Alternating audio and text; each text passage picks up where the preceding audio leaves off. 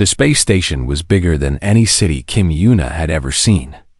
It floated in the darkness between 3 star systems, a massive structure of metal and glass that held over 50,000 students from 100 different planets. The Galactic Integration Academy was famous across the known universe. Rich families paid fortunes to send their children here. Politicians used connections that took generations to build. For most species, attending this academy was the highest honor a young person could receive. For Yuna, it was a prison sentence. She stood at the entrance of classroom 7B, wearing a gray uniform that did not fit her properly. The sleeves were too long. The shoulders were too wide. Nobody had bothered to find her the correct size. She was, after all, just a human. Earth had been discovered 18 galactic cycles ago. Yuna did not fully understand how long a galactic cycle was, but she knew it was longer than an Earth year. When the first alien ships appeared in the sky above Seoul, the world had changed forever. Humanity learned that they were not alone in the universe. They also learned that they were not respected. The Galactic Council had studied humans for years before making contact. They watched from hidden ships. They collected data. They formed opinions. And their conclusion was simple. Humans were primitive, violent, and dangerous. They were like wild animals that had somehow learned to build cities and use technology. The council decided that the only way to deal with humanity was to civilize them slowly, one generation at a time. That was why Yuna was here. She was one of 12 human children taken from Earth and sent to integration academies across the galaxy. The council called it an honor. Yuna called it kidnapping. She had been 15 years old when the officials came to her home in Bizin. They spoke to her parents in calm voices, explaining that their daughter had been selected for a great opportunity. Her parents had cried. Her grandfather had stood in the doorway with his fists clenched, looking like he wanted to fight. But what could they do against beings who traveled between stars? Now she was here, standing at the door of a classroom full of aliens who looked at her like she was an interesting insect. The instructor was a tall creature named Velix. He had pale blue skin, 4 arms, and eyes that never blinked. When Yuna entered the room, he made a sound that might have been a sigh. "Class, this is the Earthborn," Velix said. He did not use her name. "You will treat her as you would any student, though you must make allowances for her species' intellectual limitations." Yuna felt anger rise in her chest, but she kept her face blank. She had learned in her first week at the academy that showing emotion was dangerous. Showing anger was worse. The instructors watched for signs of human aggression. Any outburst would be recorded, analyzed, and used as evidence that humans could not be trusted. So she stayed silent and walked to the seat that Velix pointed to. It was at the very front of the classroom, separated from the other students by an empty desk on each side. Like she was contagious. Like she was something to be kept apart from civilized beings. The classroom was arranged in levels, like a small stadium. The students at the back sat on raised platforms, looking down at everyone else. Yuna understood immediately that this was about status. The higher you sat, the more important you were. At the highest level sat the Thrall. Yuna had learned about the Thrall during her orientation. They were one of the founding species of the Galactic Council. Their homeworld was rich in resources. Their military was powerful. Their political influence was unmatched. And their children, it seemed, were taught from birth that they were superior to everyone else. The Thrall students had golden scales that caught the light when they moved. They were tall and strong, with claws on their hands and feet that could cut through metal. Their eyes were yellow with black slits, like the eyes of snakes. There were 5 of them in this classroom, and they sat together at the back, talking among themselves and occasionally looking down at the lower students with expressions of bored contempt. One of them was looking at Yuna. He was the largest of the group. with scales that were darker gold than the others. His name, she would later learn, was Korik. He was the son of a Thrall ambassador, which made him practically royalty in this place. He watched Yuna with the focused attention of a predator studying prey. Yuna looked away and focused on the lesson. The class was Galactic History, which meant it was mostly about how wonderful the founding species were and how grateful everyone else should be for their leadership. Velik spoke in a droning voice about ancient treaties and noble sacrifices. Yuna tried to pay attention, but she found her mind wandering. She thought about home, about her mother's cooking, about her father's bad jokes, about her grandfather, who had spent hours teaching her things that her parents did not approve of. Yuna's grandfather had been a soldier in his youth. He had seen things that he never talked about. When Yuna was 6 years old, he had started teaching her taekwondo. Her parents thought this was wonderful. Taekwondo was good exercise, good discipline, good for building character. But her grandfather had taught her something else too. Something he called the old way. Taekwondo is for tournaments, he had told her once when she was 12. What I am teaching you is for when there are no rules. For when someone wants to hurt you and will not stop until you are broken or dead. She had not understood then. She was beginning to understand now. The lesson ended and students began filing out of the classroom.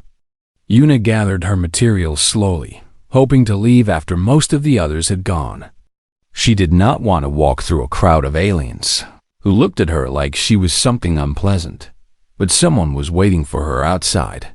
She was human. That was the first thing Yuna noticed. The second thing she noticed was how thin the girl was, and how she flinched when a group of students walked past her. "You are Kim Yuna," the girl said. Her Korean was slightly accented, rusty from lack of use. "I am Hannah. I am from Daegu." Yuna felt a sudden rush of emotion. She had not spoken Korean to another human in weeks. "How long have you been here?" 3 years. Hannah looked around nervously, then took Yuna's arm and pulled her into a quiet corner. "I need to warn you about something." "About the Thrall? What about them?" Hannah's grip tightened. "They collect servants. It is not officially allowed, but everyone knows it happens. The instructors look away. The administration does not care.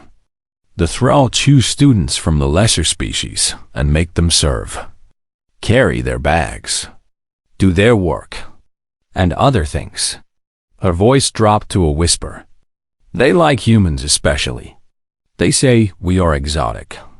They say we break beautifully." Yuna looked at Hannah closely. She saw the dark circles under her eyes. She saw the way her hands trembled. She saw bruises on her wrists, partly hidden by her sleeves. "What happened to you?" Yuna asked quietly. Hannah shook her head. "It does not matter. What matters is that you understand. Korik has been watching you. He already has 2 humans in his collection. He will come for you soon." She released Yuna's arm and stepped back. "When he does, do not fight. Submit quickly. It is easier if you do not resist." Then she walked away, her shoulders hunched, her head down, moving like someone who expected to be hit at any moment. Yuna stood alone in the hallway, watching her go.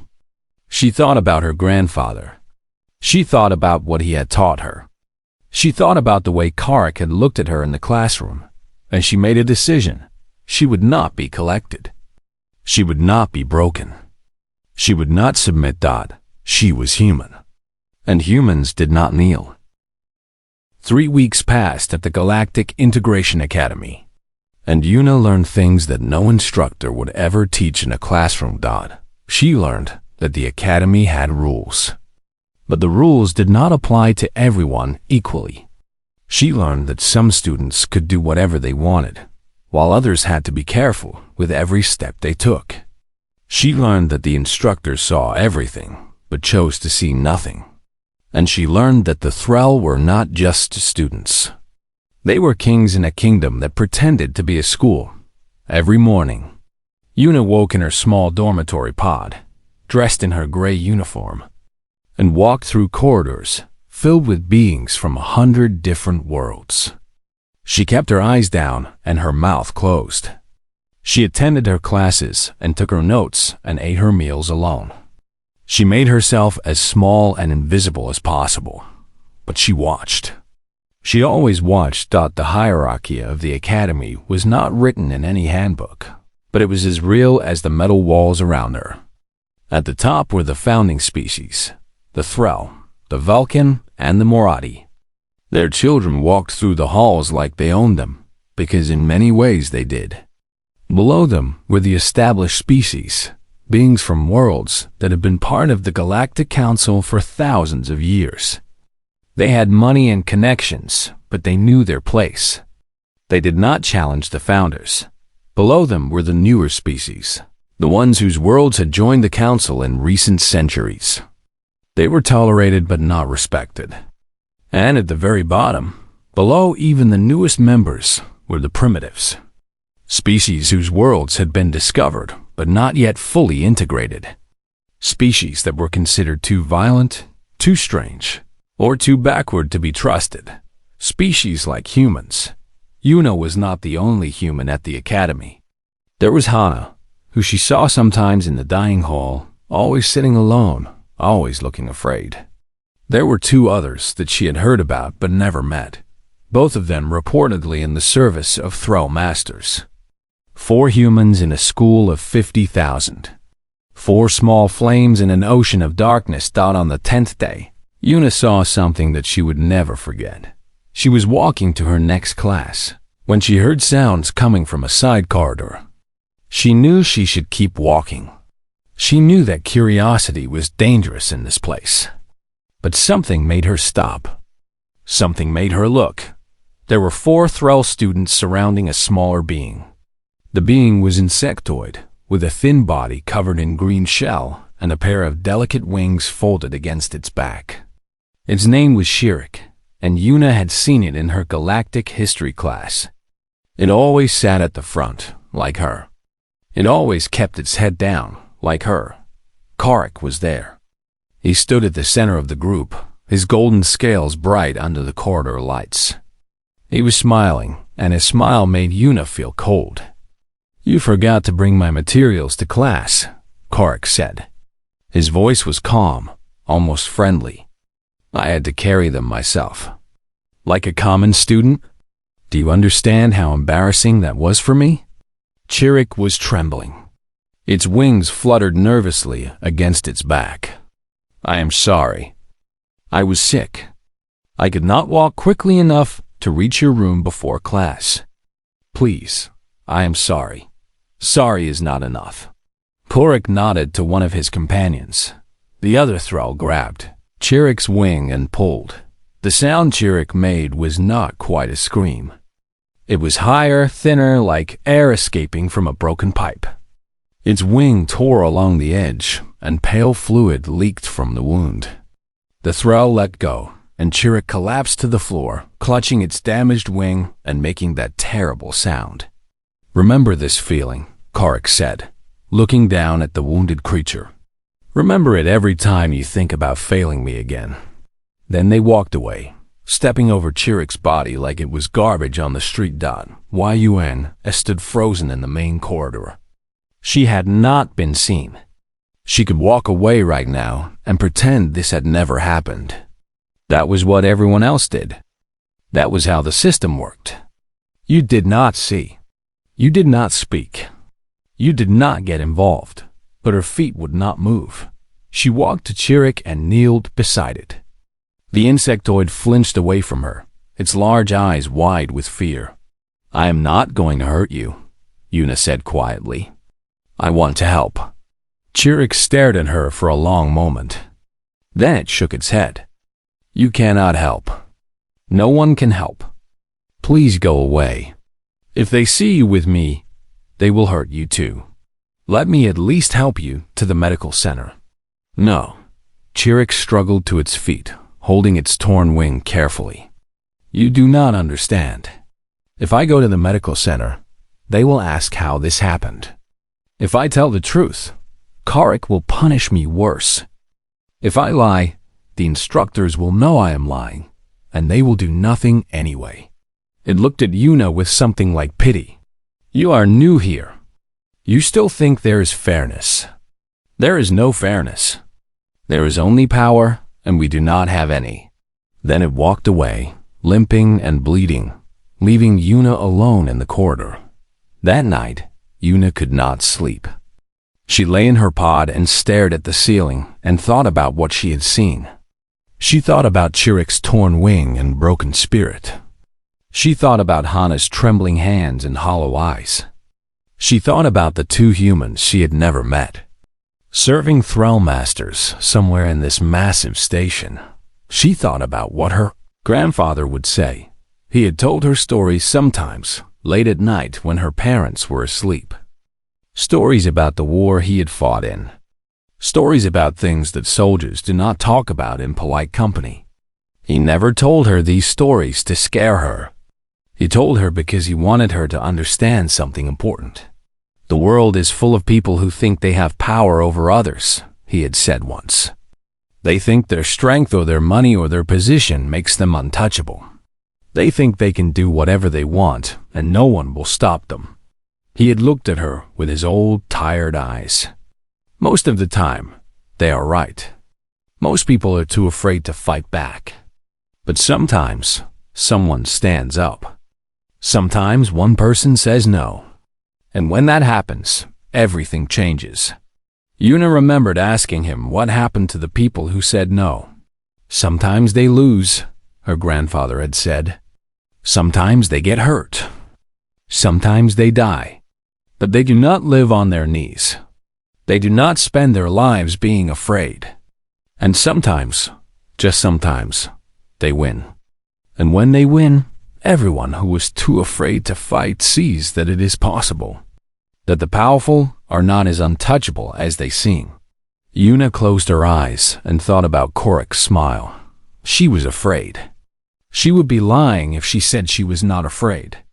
The thrall were bigger than her, stronger than her, faster than her. They had claws that could tear through metal. They had the protection of the academy, the council, and centuries of tradition. She was just one small human girl from Bizen who did not even have a uniform that fit properly. But she thought about Chiric's wing. She thought about Hana's bruises. She thought about all the beings in this academy who lived in fear because no one was willing to say no. And she thought about her grandfather's words. She would not seek conflict. She would not start fights. But if Karik came for her, if he tried to make her kneel, she would give him an answer that he would never forget. She was Kim Yuna, and she was not afraid to stand. It happened on a day that seemed like every other day. Yuna walked into classroom 7B and took her seat at the front, separated from the other students by empty desks. She placed her materials on the surface and waited for instructor Velix to begin the lesson. The classroom filled slowly with students from a dozen different species, each finding their proper place in the hierarchy. The thrall took their elevated seats at the back, talking and laughing among themselves like they were at a party instead of a school. Korik was there. He was always there. And as always, his yellow eyes found Yuna the moment she entered the room. She had felt his attention growing heavier over the past 3 weeks. At first, he had simply watched her. Then he had started making comments as she passed him in the halls. Small things, a word here, a look there. Testing her, measuring her, deciding when to strike. Today felt different. There was something in the air, an electricity that made Yuna's skin prickle. The other thrall kept glancing at Korik with anticipation. The lower status students seemed more nervous than usual, keeping their eyes firmly on their desks. Something was going to happen. Everyone knew it. Velix began his lesson on galactic economics, his forearms gesturing at floating displays of charts and numbers. His voice droned on about trade agreements and resource distribution. Yuna tried to focus on the content, but her attention kept drifting to the feeling of being watched 20 minutes into the class. Velix received a message on his communication device. He looked at it, then at the class. "I must step out for a moment," he said. "Continue reviewing the materials. I will return shortly." Then he left. The door closed behind him, and the room went quiet. Yuna knew immediately. This was it. This was the moment. Velix had been called away on purpose. The Thrall had arranged this. They had done it before with other students. Everyone knew how it worked. She heard movement behind her. The sound of scales sliding against seats. Footsteps on the tiered floor, coming down toward the front of the room. The other students looked away. Some bent over their materials, pretending to study. Others stared at walls or floors or anything that was not the front of the classroom. One small being near Yuna actually closed its eyes, like a child who thinks that not seeing something means it is not happening. 3 Thrall stopped at Yuna's desk. Karak stood in the center, his 2 companions flanking him on either side. Up close, he was even more impressive than he appeared from a distance. His scales were like plates of golden armor. His muscles moved beneath his skin like coiled cables. His claws, she noticed, were painted black at the tips. A fashion statement. A mark of status. Earthborn, Karak said. His voice was smooth and pleasant, like honey poured over broken glass. "We have not had a proper conversation yet. I thought it was time we fixed that." Yuna looked up at him. Her heart was beating fast, but she kept her face calm. "What do you want?" "What do I want?" Karak smiled, showing teeth that were sharper than any human's. "I want what every civilized being wants. Order, harmony, everyone in their proper place." He placed one clawed hand on her desk, leaning down toward her. "You have been here for almost a month now. Long enough to understand how things work. Long enough to see what happens to those who do not accept their position." "I have seen," Yuna said. "Good. Then you know that you have a choice." Karak's yellow eyes locked onto hers. "You can accept your place willingly, or you can be shown your place by force. The first option is much less painful." One of the other Thrall laughed. It was an ugly sound. "What exactly are you asking me to do?" Yuna asked. Her voice was steady, but inside she was preparing, measuring distances, noting positions, remembering her training. Karak's smile widened. "I am not asking. I am telling. From now on, you belong to me. You will address me as master. You will carry my things. You will complete my assignments. You will attend to whatever needs I have, whenever I have them." His hand moved from the desk to her shoulder, pressing down with casual strength. "In exchange, I will protect you from the other students who might want to hurt a weak little human. I will ensure that you survive your time at this academy. It is a fair trade, yes?" Yuna felt the pressure on her shoulder. She felt the points of his claws through her uniform. She thought about Chirruk's torn wing. She thought about Hana's hollow eyes. "And if I refuse?" she asked. The Thrall on her right made a sound of disbelief. "Refuse? No one refuses." The insect refused at first. "Look at it now." Karak's grip tightened. The tips of his claws broke through the fabric of her uniform and touched her skin. "If you refuse, I will make an example of you. I will break you so completely that every other primitive in this academy will know what happens to those who challenge their betters." His voice dropped lower. "I have broken 2 of your kind already. Humans are fragile. They scream so nicely. They beg so sweetly. And in the end, they always submit. Always." Yuna thought about her grandfather. She thought about his words, spoken on dark nights when the rest of the family slept. She thought about what he had taught her in the small gym behind his house. The things that had nothing to do with tournaments or medals or sport. "I have seen what you do," she said quietly. "I have seen how you treat the beings you call lesser. I have seen the fear in their eyes and the marks on their bodies. Yes, Korik said. And now you understand. So kneel. Accept your place. And perhaps I will be gentle with you. Yuna looked at him. She looked at the two thrall beside him. She looked at the classroom full of students who were pretending not to see Dawn. Then she stood up. Korik stepped back slightly, surprised. He had expected her to stay seated. He had expected her to drop to her knees from the chair. That was how it usually happened. I understand perfectly, Yuna said. Her voice was calm, clear, loud enough for everyone in the room to hear.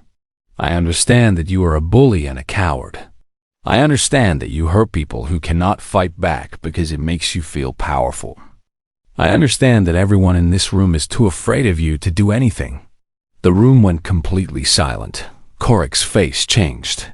The smooth confidence disappeared, replaced by something harder, something dangerous. What did you say? I said no. Yuna looked directly into his yellow eyes. I will not kneel. I will not call you master. I will not carry your things, or do your work, or serve you in any way. I am not your property. I am not your slave. I am Kim Yuna from Earth, and I do not bow to anyone.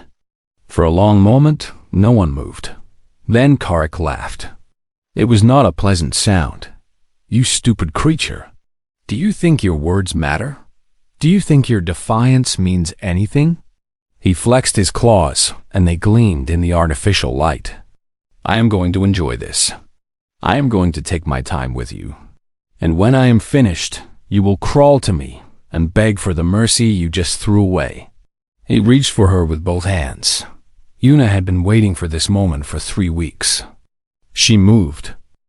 What happened in classroom 7B took less than 10 seconds. The security recordings would be analyzed many times in the days that followed.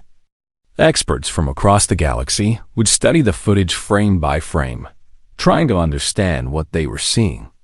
They would write reports and hold meetings and debate the implications. But in that moment, there was only chaos. Korik reached for Yuna with both hands, his claws extended, his face twisted with anger. He was bigger than her, stronger than her, faster than her. In any fair contest between a thrall and a human, the thrall would win. Everyone knew this. It was basic biology, but Yuna was not interested in a fair contest. Her grandfather had taught her many things over the years. He had taught her the beautiful forms of taekwondo, the high kicks and spinning techniques that looked impressive in competitions. But he had also taught her something else, something older, something that had nothing to do with sport or rules or fairness. There are times when you must fight, he had told her. And when those times come, you must understand something important. Fighting is not about strength. It is not about speed. It is not about size. Fighting is about one thing: who is willing to do whatever it takes to win. Most beings have limits. They hold back. They hesitate. They are afraid of what they might become if they let go completely. He had looked at her with eyes that had seen too much. If you ever truly need to fight, you cannot have limits. You cannot hold back. You must be willing to break them before they break you. Korik's hands were almost touching her when Yuna moved. She did not step back. She stepped forward. Her fingers formed into a spear shape, and she drove them into Korik's throat. Not a punch, not a slap.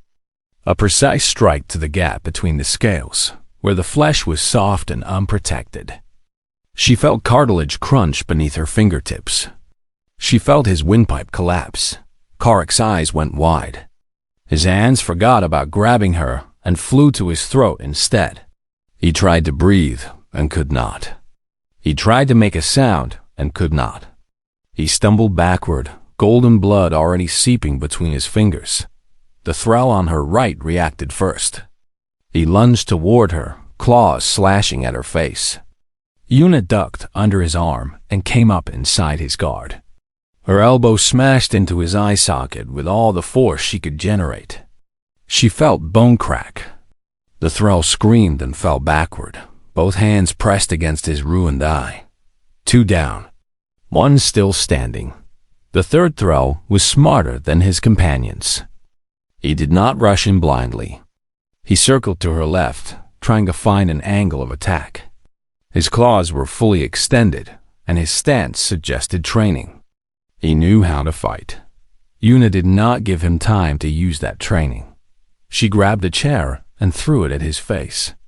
Not to hurt him, just to make him react.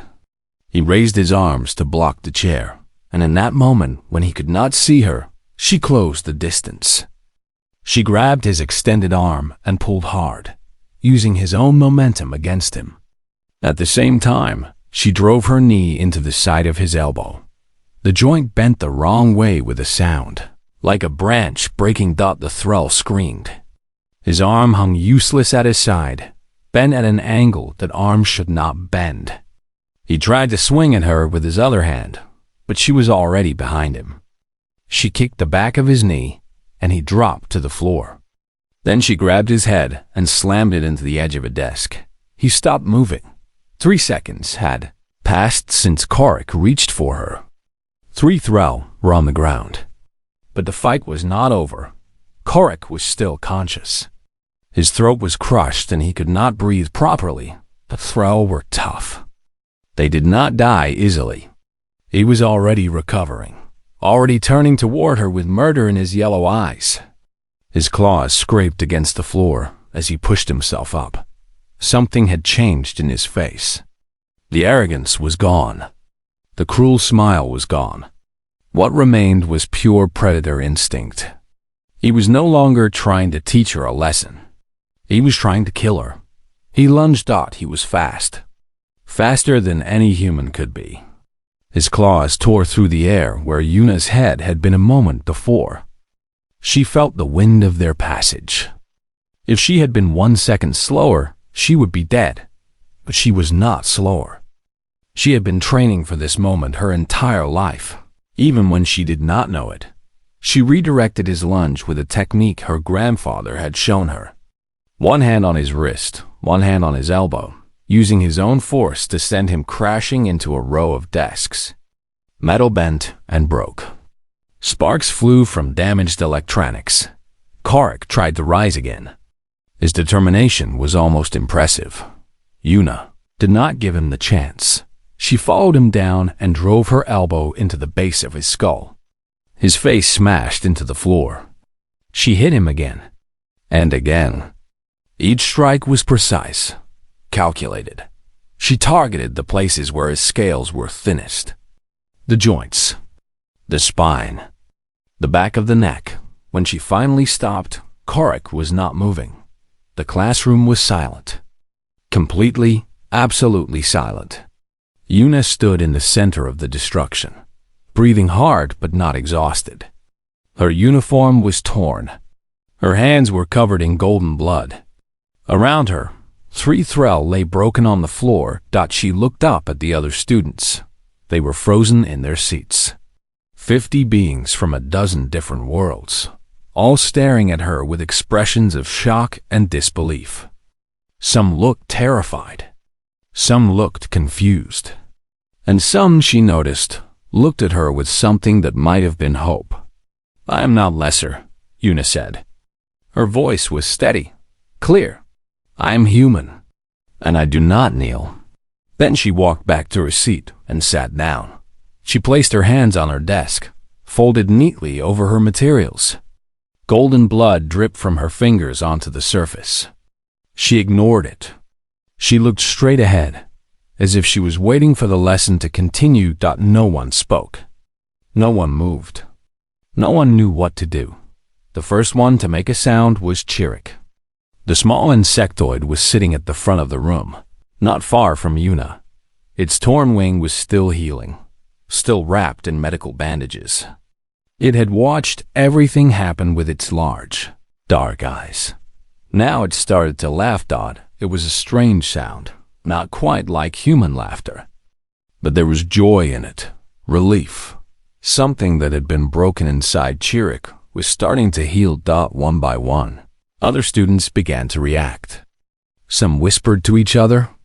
Some simply stared at the fallen thrall. Some looked at Yuna with new eyes, seeing her not as a primitive to be pitied, but as something else entirely. Something dangerous.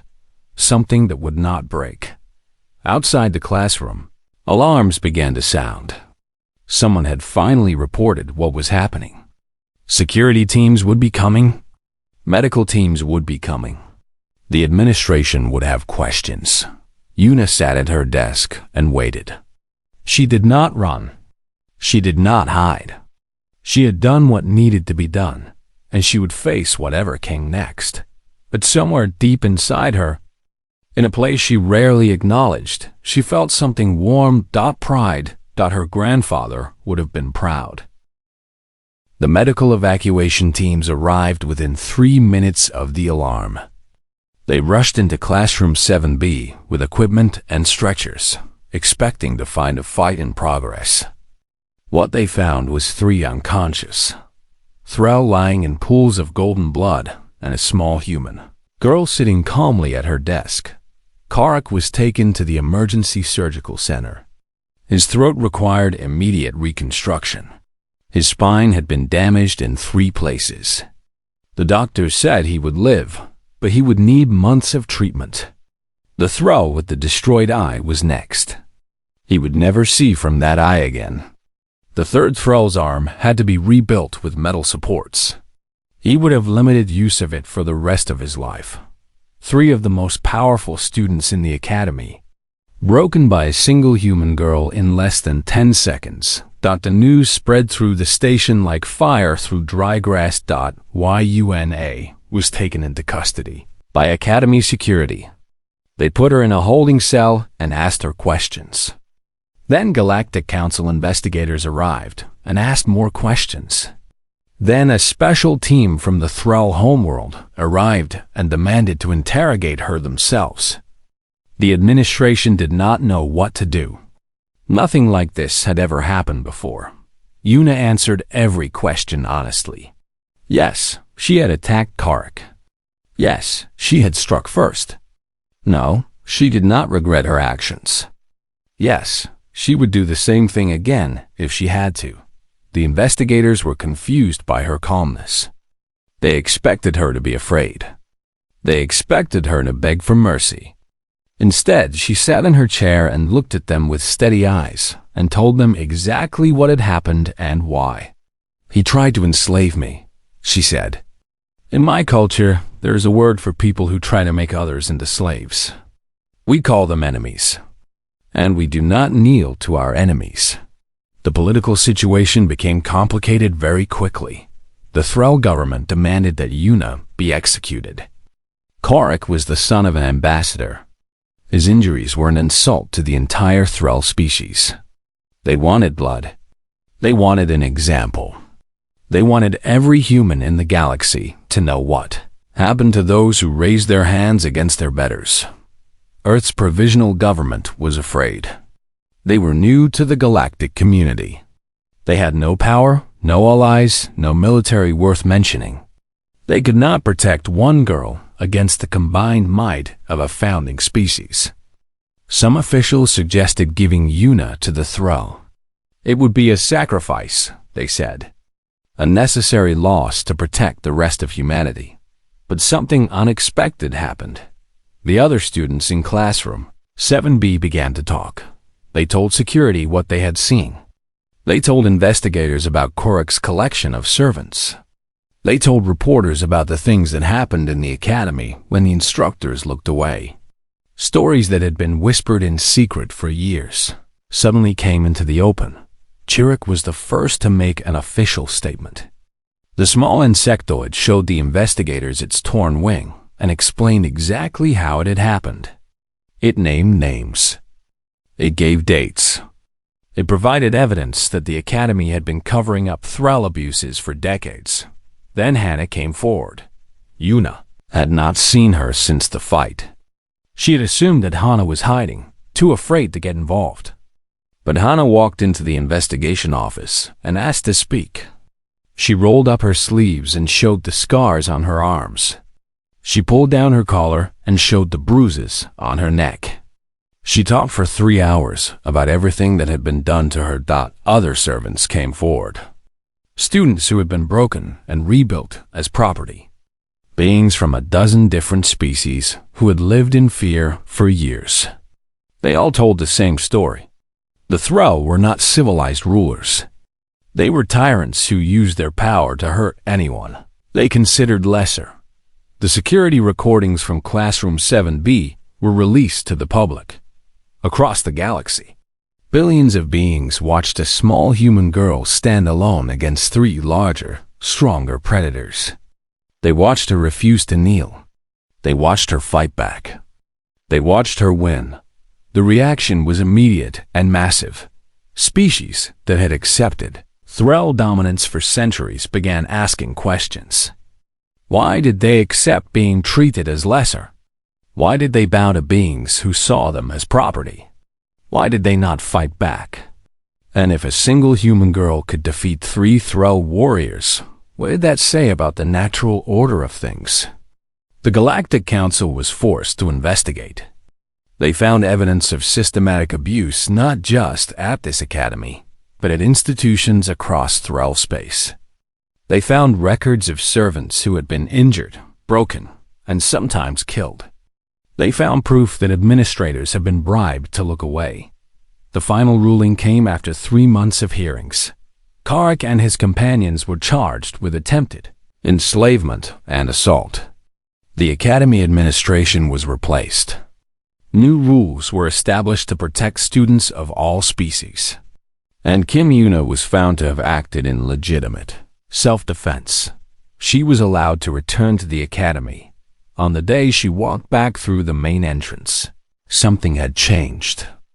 Students who had once looked at her with contempt now stepped aside to let her pass. Instructors who had once spoken to her with disdain now used her name with respect. The Thrall students, those who remained, watched her from a distance with something new in their yellow eyes. Fear. Yuna found Hannah in the dining hall, sitting at a table near the window. She looked different. Her back was straighter. Her eyes were clearer. The trembling in her hands was almost gone. "You did not break," Hannah said as Yuna sat down across from her. "Neither did you," Yuna replied. "Not when it mattered. You came forward. You told your story. That took more courage than anything I did." Hannah shook her head. "I only spoke because you showed me it was possible. Before you, I thought there was no hope. I thought we would always be lesser. I thought we would always be afraid." She looked at Yuna with something like wonder. "You changed everything." They sat together in silence for a while, looking out the window at the stars. Earth's sun was visible from this angle. It was just a tiny yellow dot among billions of other dots. A small, ordinary star orbiting a small, ordinary galaxy. Nothing special. Nothing impressive. But Yuna knew something that the rest of the galaxy was just beginning to understand. Humans were not weak because they came from a small planet. They were not lesser because their technology was primitive. They were not meant to be servants because other species were stronger or faster or older. Humans were survivors. They had clawed their way up from nothing on a dangerous world filled with predators and disasters. They had fought each other for thousands of years and learned lessons that peaceful species could never understand. They knew how to suffer. They knew how to struggle. And they knew how to fight. Most importantly, they knew how to refuse. Karek had called humans primitive. He had said they were weak. He had believed that they would always break. He had been wrong. Yuna looked at the tiny dot of Earth's sun and smiled. This was only the beginning. Somewhere in the galaxy, other humans were learning the same lessons she had learned. They were discovering that they did not have to accept the place that others assigned them. They did not have to bow. They did not have to kneel. The age of humanity was just starting, and the galaxy would never be the same.